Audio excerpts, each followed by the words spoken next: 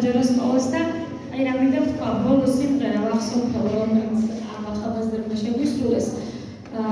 სულ რამდენიმე თვის წინ, შეიძლება არც კი რამდენიმე თვის წინ გაჟღერდა სოციალურ ქსელში სიხარული-ძეების მიერ შესრულებული და დღემდე არავის არ შეუსრულებია ეს. პირველი იყვნენ ეს ახალგაზრდები, რომლებიც გამოვიდეს და ძალიან ნერვიულობდნენ დღეს, რომ აი არ გამოგვივა ხმებში და ასე შემდეგ. მაგრამ მინდა გითხრათ, რომ არაჩვეულებრივი შესრულება იყო და კიდევ ერთხელ დიდი მადლობა იჩხურის საჯარო სკოლას, მის აღსაჯებელს.